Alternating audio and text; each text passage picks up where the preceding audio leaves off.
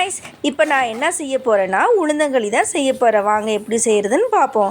First கடாய் எடுத்துக்கோங்க. 100 gram கருப்பு உளுந்து எடுத்துருக்கேன் நான்.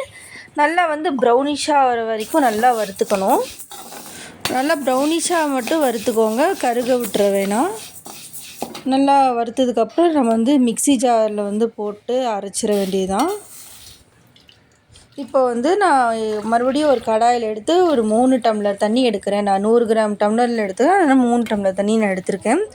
அப்போ வெல்லத்தை நான் பாகு காய்ச்ச போகிறேன். தூள் உப்பு தான் அப்போ நான் ஆட் பண்ணுறேன். அப்போ தான் உங்களுக்கு அந்த இனிப்பு எடுத்து கொடுக்கும். நல்லா பாகு காய்ச்சினதுக்கப்புறம் நான் அதை வடிகட்டுறேன். ஏன்னா அதில் தூசி இருக்குனால, தூசி கல் இருக்கனால நான் அதை வடிகட்டிட்டு அப்புறம் நான் சொன்ன மாதிரி மிக்ஸி ஜாரில் அரைச்சி அதில் நான் போட போகிறேன். நான் நல்லா கிண்டி விடுங்க, அது கட்டி பிடிச்சிரும். அதனால் நல்லா கிண்டினா தான் உங்களுக்கு அந்த பக்குவம் வரும்.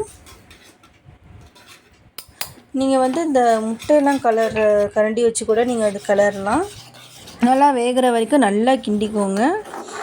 அவ்வளோதான், அந்த பக்குவத்துக்கு நம்ம கிண்டிக்கிட்டோம். அதில் உங்களுக்கு தேவையான அளவு நீங்கள் நல்லெண்ணெய் ஆட் பண்ணிக்கலாம்.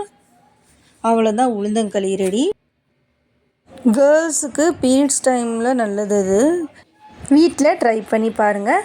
பிடிச்சிருந்தா லைக் பண்ணுங்கள், ஷேர் பண்ணுங்கள், மறக்காமல் சப்ஸ்கிரைப் பண்ணிவிடுங்க.